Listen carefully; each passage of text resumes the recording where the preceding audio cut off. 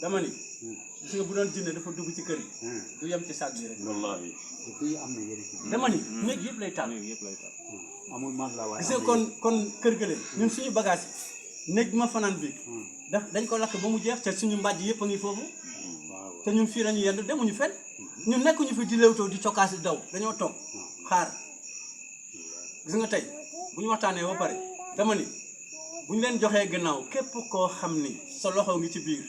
di nga mel ni bëccëg wallahi parce que ñun mbir mi dénkuñu ko jinne dénkuñu ko nit yàlla lañu ko dénk te ñun lii suñu liggéey la ñun ñëpp dañoo bàyyi seen liggéey pour ñëw fekkee affaire ñu bàyyi suñu yitte yëpp utuñ ci xaalis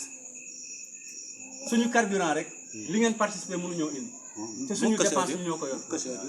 waaw suñu dépense ñun ñoo ko yor loolu kay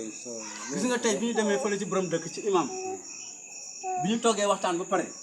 imam def nañu ne dëkk baa ngoog seen loxo daal di ubbi koppar forum daal di génne xaalis daal di ñuy joxe dépense mu ne góor gi man participer naa ci bi imam kaw jim sooy bi imam waxtaan nañ lu yàgg tey te moom mag la du xale voilà mag la du xale waaw mag la du xale gis nga mbir mi buñ ko jiiñ jinne rek ndax boo duggee ci alquran ñaari seytaane moo am bu nit ak bu jinne seyatinal insa wal jinne seyatinal insa wal jinne gis nga dëkk buy tàkk nii du jinne kese mais loxo nit day nekk ci biir nit ak jinne dañuy ànd voilà nit ak jinne day ànd dem naa Jurbel yaa ngi dégg benn kër goo xam dafay lakk di lakk ba borom gedd kër gi complètement xoolal dem luye ji beneen kër bi ma ñëwee bañ dajale famille bu pare ma toog nii di xool xale yi ba mu yàgg ma jékki-jékki ma ne xale bu jigéen bi kan la kii sëy ci kër gi mu ni ma kii sama rakk ma ne ko lakk gi ci kii lay jaar waaw ma ne ko kii mooy taal kër loolu yëpp dund naa ko nekk naa Mbuur benn waaye kër gi dafa lakk di lakk ba ma ànd ak équipe comme ni ñëw fa ma ne ko xam nga lu ñuy def mu daan ne waaw ma ne ko léegi danga may dajaleel waa kër gi yëpp mais bi ñu toppee affaire bi ci aaw bi la doon jaar nit ak jinne dañuy ànd waaw nit ak jinne dañuy ànd nit jinne mën na koy télécommandé muy taal waaw muy taal loolu mooy li am waaw man de affaire waaw nit ak jinne dañuy ànd waaw dañuy ànd mais jinne kese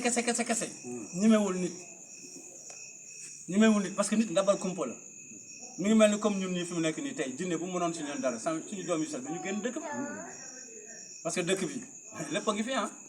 comme yeneen dëkk yi ci des rek te ñun dañoo ñëwal seytaane ñun ñëwuñu pour jàngale diine de ñëwuñu pour jàngale julle ak woor ak natt azaka ak añ umra ak yooyu seytaane lañ jógal ñun taal suñuy oto te utuñ ci alal nag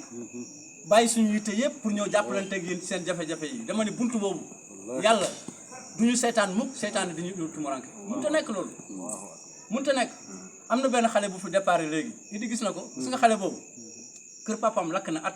2011 li ko indi sax man daf ma yéem parce que moom dafa war a tukki Canada ci semaine bi mu ñëw di ma tàggu si mu woo ma ne ko maa ngi fi waaw mooy ki mën a waxtaana noonu kër papam lakk na at Babou Ndiaye